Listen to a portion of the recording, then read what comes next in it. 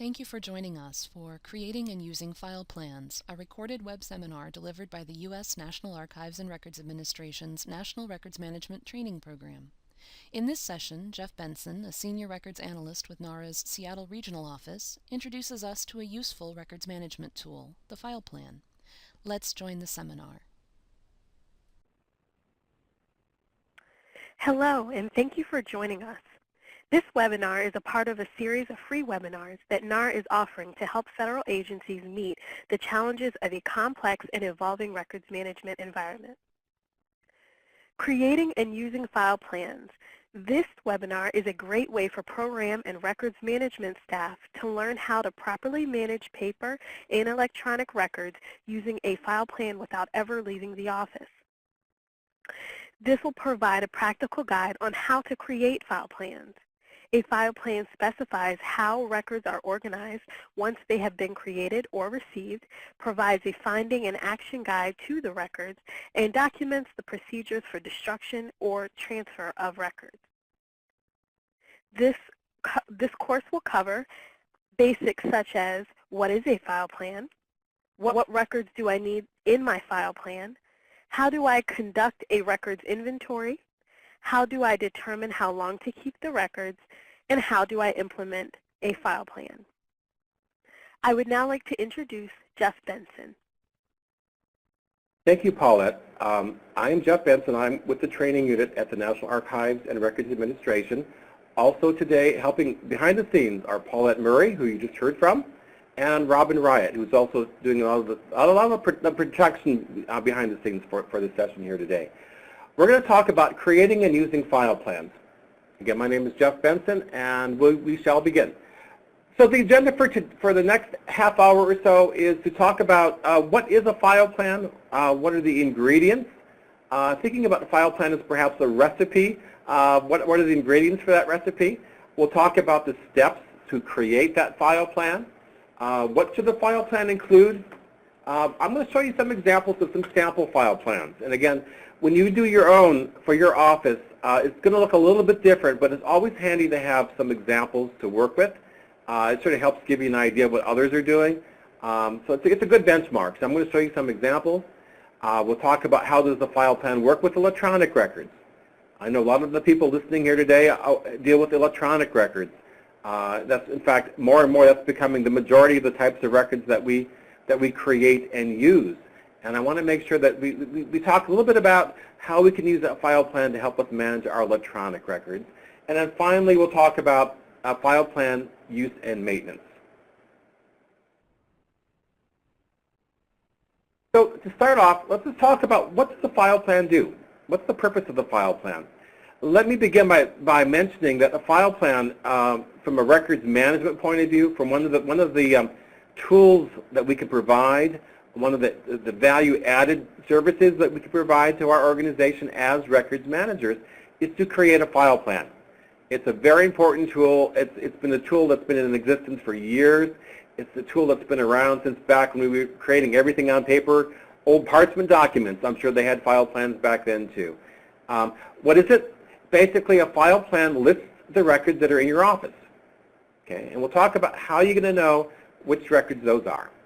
It describes how you should name and file the records, and we'll talk about consensus building, because again, part of what we're trying to do in records management is be standardized in terms of how we name our files, how we file them. Third bullet you see there, disposition. We want to be consistent with our disposition practices. So when a record is eligible for destruction, it's destroyed properly. The file plan will indicate the appropriate destruction date or the appropriate retention period. We'll talk about that later. Paulette, Robin, and I are from the National Archives and Records Administration. We will bring in the historic documents created by federal agencies. The file plan will also indicate at what point the record should be transferred to the National Archives for permanent retention, if it's eligible for that. And basically, in some organizations, the file plan is also used to standardize the content of case files. Examples that come to mind: Environmental Protection Agency, Superfund files. The content of what constitutes a Superfund case file is often described in a file plan. Similarly, your official personnel files, the documents on the left side of the folder, on the right side of the folder, that's also described in the file plan as well. So as you can see, the file plan is used for a lot of different things. It's a very important tool. Again, it's something that we as records managers can do that'll contribute to our organization.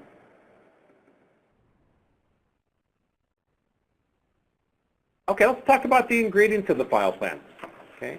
The first thing I want to emphasize is that especially if the person listening to the session here today is a federal employee, I think I want to emphasize first and foremost that if you are a federal employee, you work for a federal agency, the approved retention period for all of your records will be indicated on an approved records retention schedule.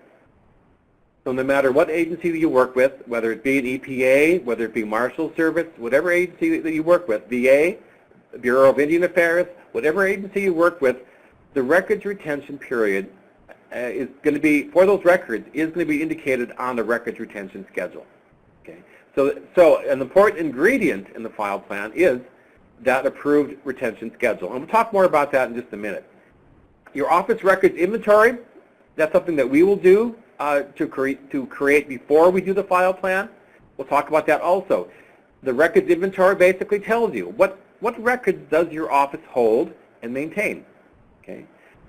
A big ingredient, it's the third bullet on the slide here, but a big ingredient to make sure that we understand is that the file plan that we create for the office should be a product of staff consensus.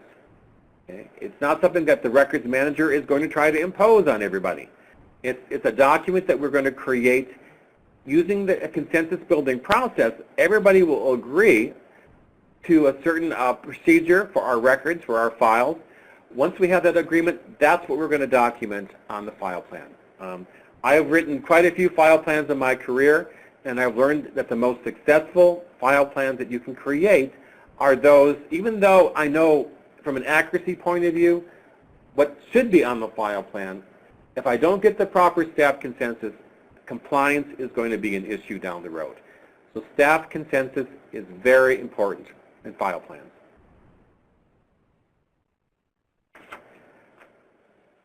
I want to spend a minute talking about an important term. Those of you who have been long-term records managers, you know what this term is. Those of you who are new to the records management field, this might be an entirely new term for you. The term is record series. Okay. Again, for those of you who are the old veterans, you know exactly what I'm talking about. A record series basically is a type of record. Okay. Contracts, you see the examples down below. Contracts, time and attendance, property inventories, case files. Those are examples of a record series. Record series are a functional grouping. See that first bullet there. By that we mean it's based on a particular function of your organization. If your organization is an HR organization, if the function of your particular office is to track time in attendance and leave, then your record series are going to be time in attendance, leave requests, things of that nature. Okay. That's your record series. Usually these records are filed as a group. So all time and attendance files filed together. All contracts filed together, that kind of thing. They result from the same type of activity. Time and attendance, tracking, when people leave, when people come in the morning, what days of vacation they have. That's part of a similar activity. They may document a specific type of transaction, like contract files. A lot of federal agencies, especially those in the Department of Defense environment where you're monitoring contracts, a big part of your job is to review contracts, reprove them, make comments to the contracts or whatever. That's part of what you're doing as part of your job. Okay, so your record series are probably going to be contract-related type records. An important point, again, for those of you who are new to records management, is this next bullet here. They have the same disposition authority. Okay. For those of you who are not aware in terms of how retention policy is governed in federal government, basically retention is based upon the type of record. It's based upon needs for the record for administrative, legal, and historic purposes. It's going to be a retention period assigned to all the records of a similar type. So contracts, for example, are going to have a retention period as a whole. Not individual contracts. As a whole, they're going to have a retention period. All time and attendance records are going to have the same retention period. All property inventories, similarly, same retention period. Okay. We'll talk more about that in another slide. Okay. But for our purposes to know today, for the talk about file plans, is that when we quote the disposition authority on our file plans, that disposition authority is going to be used for all of the records that are covered by that description in the file plan.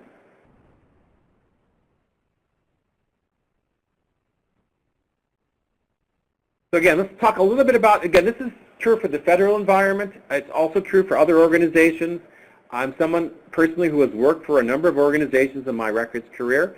I've worked for government, I've worked for private companies, I've worked for different levels of government, a lot of different organizations, and I can tell you that every organization that I worked with in the past has had retention schedules. In the federal environment, as is true for other organizations, your retention schedule or record schedule is the legal authority for the transfer or destruction of records. Okay?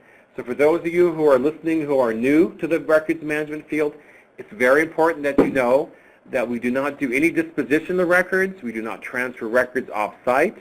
Basically, we don't take any kind of action in terms of form of disposition or destruction of records unless it says to do so on the records retention schedule. That's where we go to get the guidance.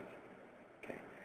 Why it's important here to talk about with file plans, it's this legal authority, the information on the retention schedule, we're going to put onto the file plan. We're not going to create the information. We're going to take it from the retention schedule. We're going to transport it and put it onto the file plan. Record schedules, again, as I mentioned before, are based on record series. Depending on the type of record that you have, that's the retention period that you're going to follow for those records. Okay. Retention schedules take two forms. In the federal government, the National Archives and Records Administration, where we work, is basically we're in charge of retention scheduling for the entire federal government. What we see working with our customer agencies, we will see the same type of records in all of our agencies. Everybody does time and attendance. Everybody does vacation requests. Everybody does basic budgeting, financial type records, vouchers, that kind of thing. Every agency has the same type of records of a general nature. So those general administrative records found throughout federal government in all agencies are covered by the general record schedule. So those are for all records common throughout federal government. You also are going to have records that are unique to the functions of your agency. If you are with NOAA, perhaps a National Marine Fisheries, for example, there's a lot of research files you're going to be involved with. If you work for, again, EPA, Superfund cleanup, that's part of your job. These are specific to the tasks of your agency. Retention information about those are going to be found on your agency record schedules. Okay. So the takeaway from this slide, for those of you who are going to develop a file plan for your office, is to one of the first places you want to go to is your record schedules. The record schedules give you the very specific guidance, how long to keep the records, where to keep the records, and if they need to be confidentially disposed of. You'll take that information and move that over to the file plan. You will not create it from scratch. It already exists. You're just going to copy what you see on the retention schedule, put that onto the file plan. Again, we'll give you some examples later, so you'll see what I mean. Okay, here's an example of a retention schedule item that comes from the general record schedule. You'll notice here, this is a very common administrative type record, time and attendance, input record.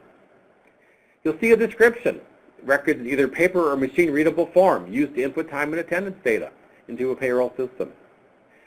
You probably will recognize this. A lot of you that have an HR function, or you know people with an HR function in your office, you probably will recognize this item. The retention period, as you'll see down below, is to destroy after a GAO audit or when 6 years old, whichever is sooner. So if the records are audited by GAO and it's less than 6 years, that's fine. The records can be destroyed. If GAO does not audit your records, but they are now 6 years old, they're not going to audit them after 6 years, then they could be thrown out. So this is a retention period that has a contingency. If you get an audit, after the audit, the records can be destroyed. If you don't have the audit, basically they've got 6 years to do the audit, after which you no longer need to keep them.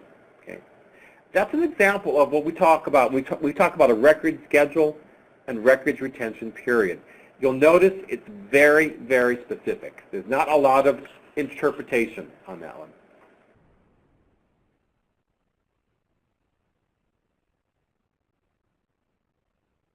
So now that we talked about some of the basic definitions of some of our key ingredients, let's talk about the process itself of creating the file plan. First step is to determine the scope. Now, if you're in an office where you have been assigned as the records person for an office, and your boss is saying, I want you to create, I want you to help us get our files in order, you want to determine the scope of your file plan. Should your file plan be for all the records in your office, or should it be the records of a division? Should it be the records of an entire, agency? Most organizations, when you do a file plan, it'll be basically for an office area. You also want to determine, whether you want to cover the electronic records in your file plan, or maybe start off with just your paper records. My advice to you as someone who has done records management a long, long time is perhaps if you are new to records management and you want to create a file plan for your office, my suggestion would be start off with a file plan of your paper documents first, and once you're comfortable with that, and once it's been approved, once you've gone through the whole process, at that point, consider doing that electronic records file plan. Okay? So we want it to be a reasonable scope. We don't want this to be a project that's going to take you years and years to do. We want it to be a fairly quick win for you. So again, scope is very important. Second bullet, also very important. We want to establish the support. Okay. A lot of what we do in records management is very much dependent upon management support.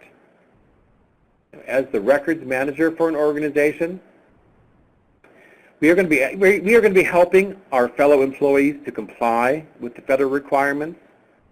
Hopefully by now you have a sense that, when I talk about federal requirements, these are requirements that are set at a higher level, whether they be at your agency headquarters or whether they be at National Archives.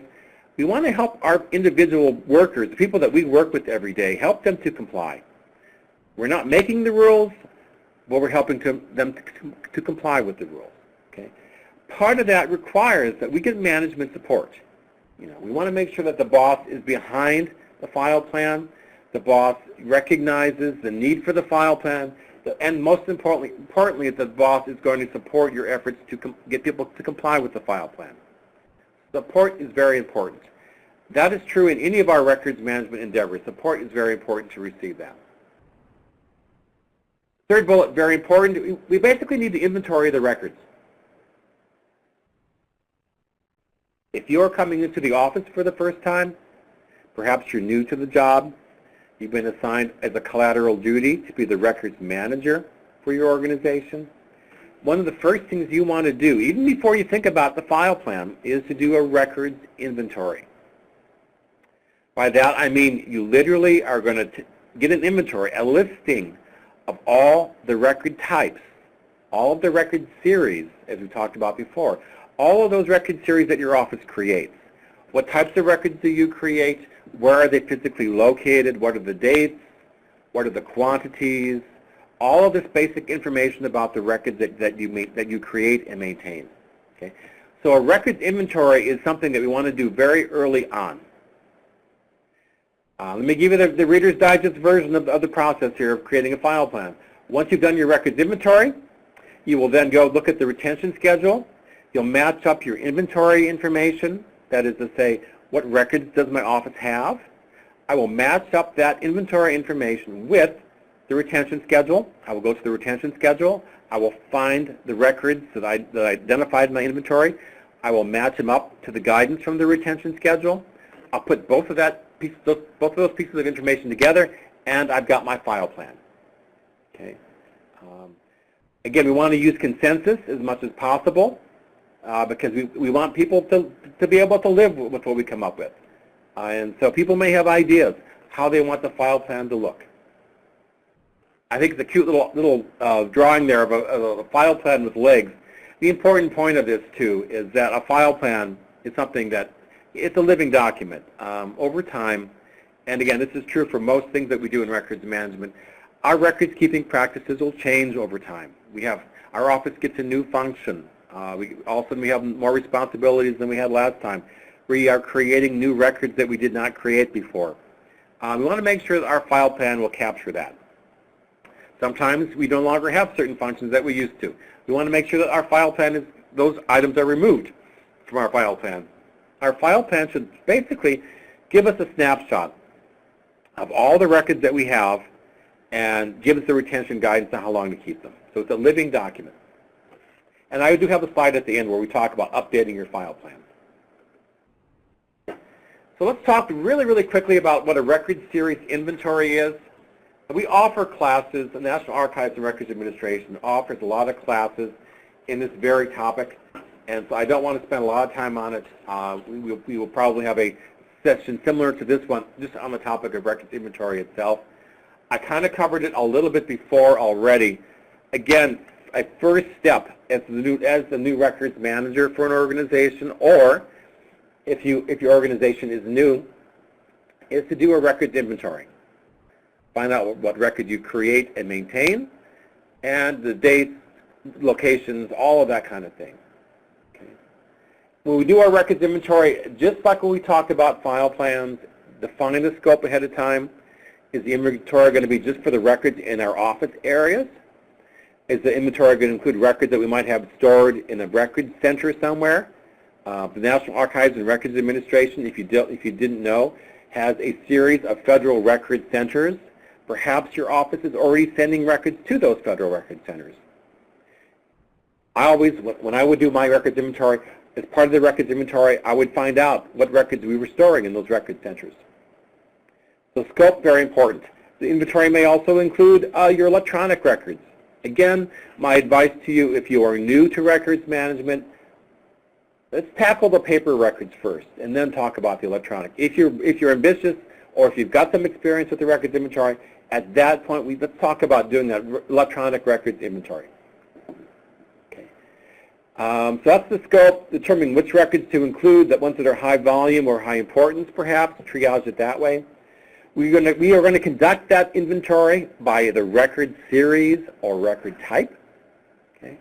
Contracts, vouchers, and so on. We may identify some records that do not appear on the record schedule as part of our inventory. You may run across that. At that point, then there's a process of getting them on a schedule. We won't cover that today, but it's something you want to look for, some records that you can't find on the schedule. And we may also include the electronic records, okay, in the records inventory. Very important first step, and again, we do offer a lot of training on doing a records inventory. So I'd recommend to you, when we talk at the end about other resources, you may want to consider taking some NARA training on records inventory. Very important early step in the process. Next question, what should my file plan look like? What information should be on my file plan? Good news for some of you work for agencies that a lot of the file plan work has already been done for you. They actually have already developed file plans for you. All you need to do is go to your records management officer. Usually it's on the intranet site. They will post file plans or models for file plans. A lot of the work might be done for you already, in which case we saved you a lot of steps. If you're creating one from scratch basically for your office needs, these are the types of things that you may want to add. A number or a file code. Those of you who work with files on a regular basis know that many agencies, there's been a file code associated with that type of file. I think we should include that. If that does exist, we should include that in your file plan because we want people to use that file code. The record series title. What type of record is it? Give it a title. Give it a description. You saw the example of the time and attendance records on that schedule sample I showed you earlier. Good example of a record series title and a record series description. You may want to give some filing instructions, where you might say file these alphabetically, or file them by contract number, or file them by date of closure, or whatever. That's an optional thing. You may want to include that. Again, whatever works best for you to help ensure staff compliance. That's what we're really after. So if you want to include file instructions, include file instructions. Retention is definitely a mandatory. You want to include the retention information. Again, you're taking it off the retention schedule and it's copying it over to the file plan. You're not making up a retention on your own. You're following the existing guidance. Okay. Disposition instructions and authority. Basically, this might be a way of indicating, the fact that you have done your research, that you've looked at the NOAA schedule or the U.S. Marshal Service schedule or the TSA schedule, and you're matching it up to that retention schedule. Indicate the disposition authority on your file plan. You may do that. It's an optional thing to do. If records are of a confidential nature, you may want to indicate that as well. These are some examples of things that you might want to include. I'm going to show you now an example of a file plan worksheet. This is an optional sheet. You don't have to use it. It basically covers the items that we were just talking about. Where this comes in handy, if you're thinking of developing a file plan and you want to get the pieces that you need in order to develop that file plan, you may want to just fill this thing out. Include an item number perhaps, or an inventory item number, perhaps suggest the file code, there's a description, the retention. All of those things I was talking about are on a form similar to this. So again, this might be something you might want to consider using for your purposes when you do a file plan.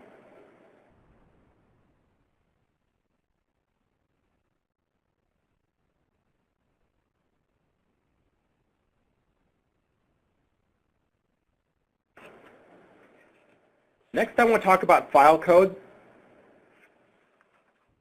And as I mentioned before, your agency may have already given you these. You may already have them. In fact, the odds are pretty good you already do have file codes.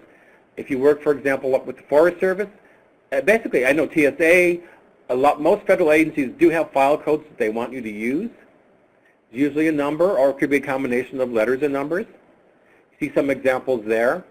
So, for example, you might see perhaps your agency wants you to use ADMI 820 as visitor control files, or BU 1116 as full-time employee FTE planning, or whatever. They may provide you with a file plan number that you want to use. That'll be shown, that's normally shown on the retention schedule. When you go to the retention schedule for those items, normally it'll indicate the file code at that point. You want to make, if you're going to transpose it onto the file plan, which is a good idea, you may also have subcategories within that number. And so if you're creating a subcategories, you want that number to be extensible. So perhaps under ADMI 820 visitor control files, you may have an A and a B. Internal visitors versus external visitors, maybe internal would be 820A, external visitors would be 820B, or whatever. That's what we mean by extensible. Okay? So it's using the existing higher level file code, it's adding some subcategories to it. That's the kind of thing that we're looking for on a file plan. And I'll show you an example in just a couple of minutes of what that's going to look like. File code is very important. And again, we're continuing to look at examples of what should be on a file plan. Next thing, of course, is the record series title. We talked about that before. For me, normally I'll just copy more or less the terminology I see in the retention schedule, perhaps paraphrase a bit. I will also looking at that second bullet, I will also look for commonly used terms. If we have a colloquial name for a file in our office, I will look for that, and I may include that in the file plan. That's perfectly okay to do, because if people use a different name for it in the office, we want them to be able to find that type of record. So use that colloquial name, also known as, and put the term that you use. The title should be descriptive and reasonably short.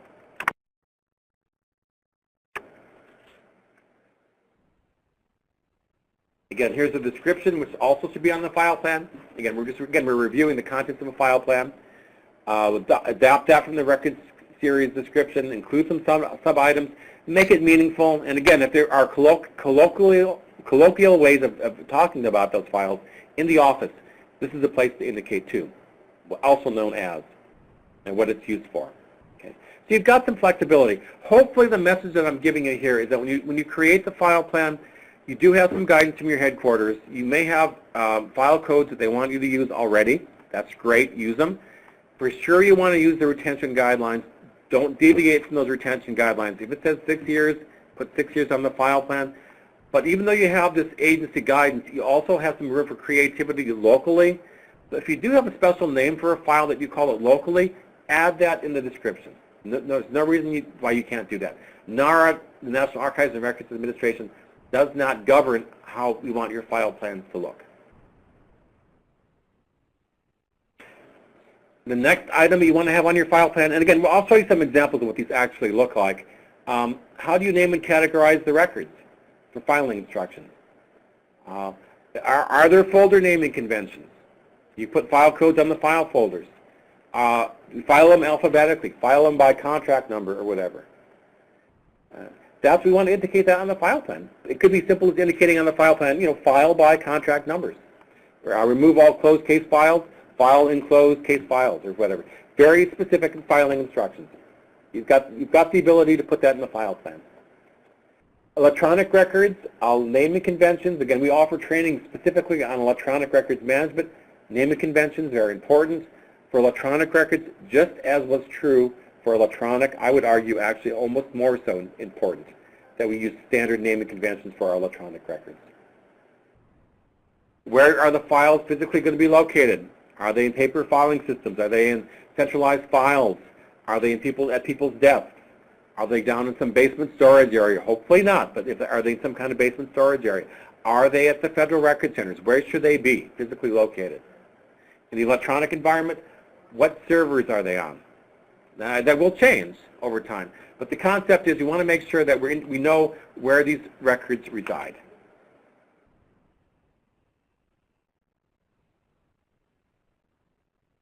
And again, we covered this already. The concept of the retention period is given to you by the retention schedule. You don't have to make it up. It's already there. You should follow the retention schedule item for that one. Definitely do not keep the records shorter than the retention period. I would actually argue that you should try to, as best as possible, follow what the retention period says. What we try to do in records management is create, use, and destroy our records as part of a normal business process, as part of a standardized process. That's why we want to follow those retention guidelines that we get from our headquarters. And I think it's helpful to cite the retention authority on your file plan. This way, everybody knows where that retention period comes from. They know that it's your official agency policy, and so on. So I think it's useful to cite the authority. And I'll show you an example of what that looks like in just a minute. So again, these are items that we want on the file plan.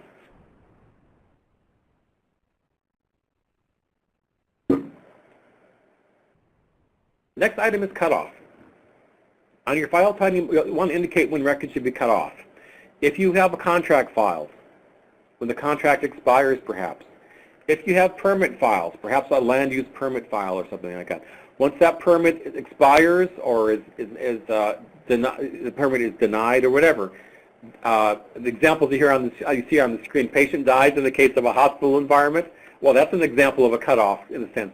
When an employee separates, when they retire, their personnel file, there's a cutoff for that. What we want to do, and not to make you an expert on cutoffs at this stage, but what we want to do is indicate on our file plan what the cutoff is. Because again, the purpose of the file plan is to give our fellow employees guidance so that they can comply with the legal requirements. It will be helpful to them if you indicate on the file plan when the record should be cut off. Okay. Disposition authority, I think you pretty much covered it already. And again, the concept is that we want to be able to show, everybody what the retention should be, when the records should be cut off. Should they be sent to the federal record centers? Again, as I mentioned before, the National Archives and Records Administration has a network of federal record centers throughout the country. So depending upon where you are, You may currently or in the future might use Federal Record Centers.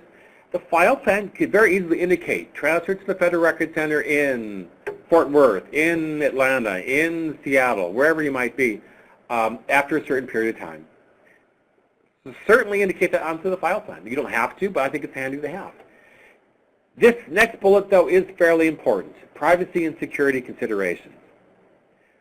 I think you probably know, if you work in an office that deals with a lot of private security type information, PII information, information that should not be compromised, it's a good idea to indicate on file plans whether there's private information involved and what extra steps might need to be taken when it comes time for transferring and disposition. The second major bullet on the disposition instructions, after the retention period expires, when is the record eligible for destruction? When are they eligible? How is it authorized based upon the retention schedule? And also, internal approval for that disposal of records. Does the unit manager need to sign off on the disposal? We can indicate that on the retention, on the file plan rather. And if the record is an archival, permanent, or historical record, you may have those as well. These are records that are going to be preserved in the National Archives for future generations. If you are creating those records, we want to indicate on the file plan that these are permanent. The term that we use, archival records. Indicate that these are archival records and the point at which they should be transferred to NARA. The retention schedule for your agency is very specific if something is archival or not. So you'll know by looking at the retention schedule. But we'll want to indicate that on the file plan. I think the other reason to indicate on the file plan if something is archival or permanent is that if people realize that these records are going to be in the archives at some point, they'll take better care of them while they're still in your agency custody. You basically have flagged these as being historical, and people take better care of those records. I'm going to show you a couple of examples now of what a file plan might look like, because I think the examples are worth a lot more than just my telling you about it. The first one, sample file plan, is from again, this is fictitious. You'll see the note here. Do not implement. Use as a sample only. Use it as a sample only. So do not use this. You may want to follow the format, but this is not an actual file plan. So please do not use this for your office. I just want to show it to you as an example what a file plan might look like. So you see for this first example for reading files. There's a file code, 140, a series title, reading files, a description of the records, subject arranged files with briefing papers, etc. Filing arrangement or instructions, file by subject or topic, and then a final disposition. You're going to review the file annually. You're going to destroy the material when 5 years older or no longer of reference value, whichever comes first. And then you'll see a citation. On this example, it says NWS 71. That's a reference to a retention schedule. Okay. So again, this is what a file plan might look at. This is one way it might look. Sort of in a list format.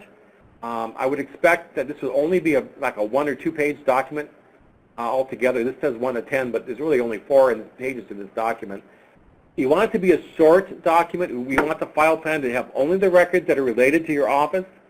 We want it to be a relatively short document. This is one format that the file plan might take shape. The other example of another format of file plan,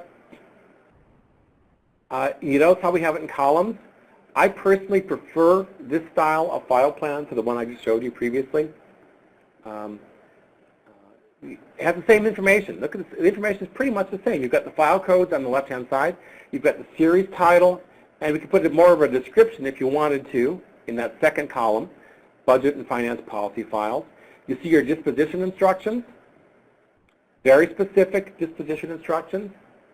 It indicates the location where the records are located or should be located, the main file station.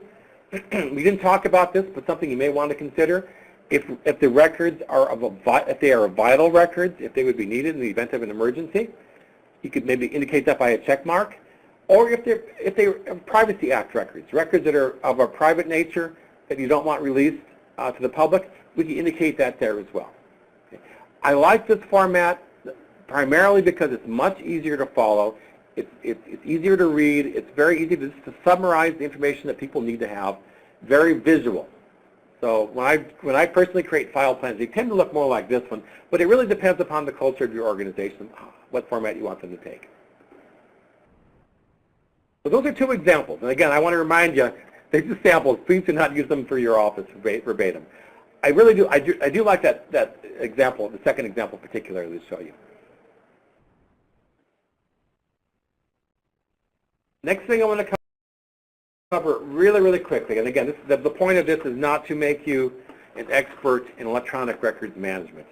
That's something that we cannot cover in a half-hour presentation. We have a lot of classes that the National Archives produces on that.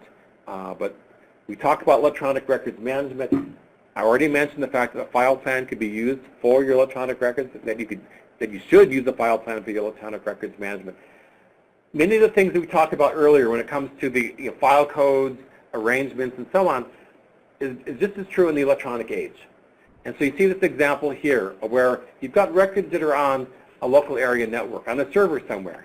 And you'll see the categories here: outreach, correspondence. You see the subcategories within each of those. Okay? So your file plan may also include how you set up your shared drive files in your directories, on your servers. So again, there's no magic about it. You're just taking the information. How are you currently storing records electronically, just like you did with the paper records? How you're storing them electronically? What categories are we using? Getting that consensus of what terminology are we going to use? What categories are we going to use? That's what we're going to use for our guidance. And the other example here, you see some file naming conventions. And again, it's going to depend on your organization. For example, you see those three down below: spotted owl, a date, litigation. So that's obviously litigation files, followed by the docx, suffix, Portland, new directors, whatever. The idea is when we talk about consensus building, get that consensus. How are we going to name our electronic files? Just like we got consensus on how we're going to name our paper files, that's what we want to capture in our electronic file plan. My suggestion is if you are new to the game of records management, this is good information to have. I would concentrate on my paper documents, do the file plan for the paper documents. When you're ready to take on the electronic files that you create, I think you're going to be much more comfortable having got the first one under your belt. And again, I always recommend you contact us for more information about how to go about this, and also check with your agency headquarters records managers as well.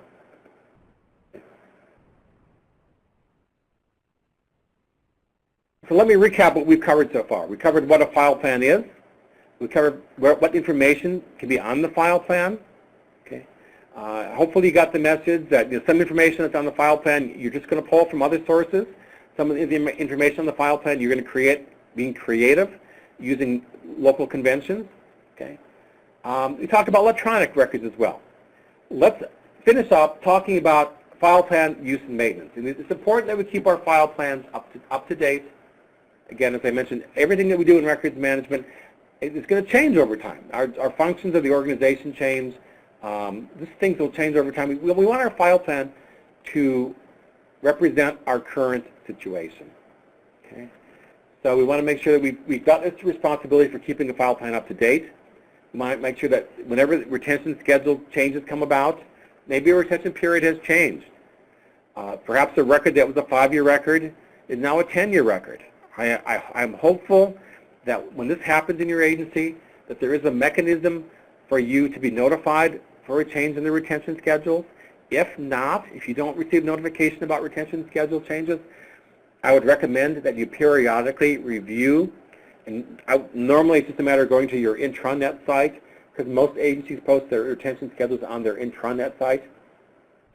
Go to your headquarters records management program pages, match up the retention schedules, just make sure there haven't been any changes to them, because we want to reflect those changes.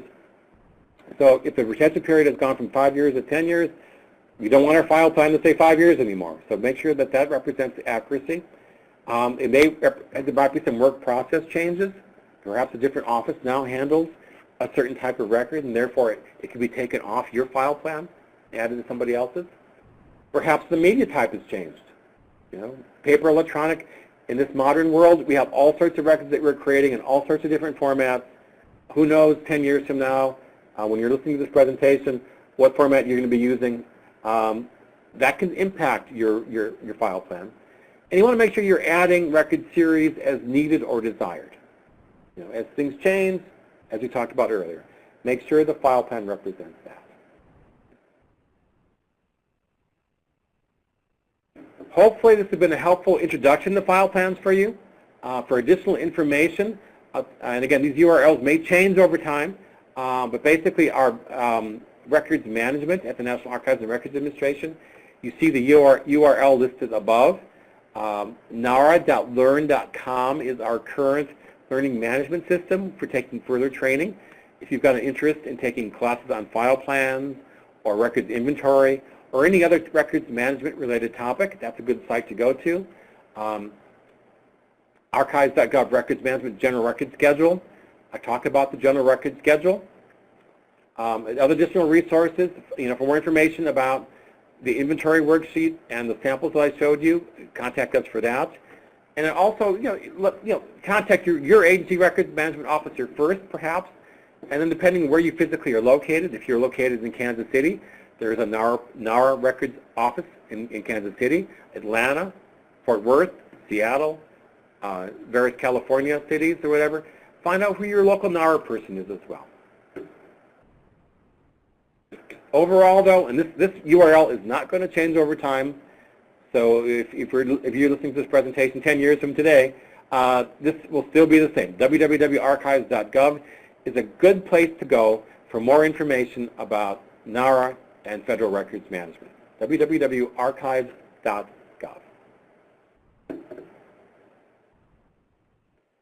I want to thank you again for your attention during this presentation. And again, keep tuned. We'll have additional subjects that we'll talk about in this format, other records management related topics. And again, feel free to contact us at any point, archives.gov, find out who your agency records contact is, and best of all, benchmark with your colleagues. If you know people in your offices who've done file plans, work with them. Find out how they've done them in the past. No need to recreate the wheel. With that, I'll call the presentation over. Thank you. We hope you found this seminar useful. For more information about the U.S. National Archives and Records Administration and its National Records Management Training Program, please visit us online at archives.gov or view our current schedule of face-to-face and online workshops at nara.learn.com.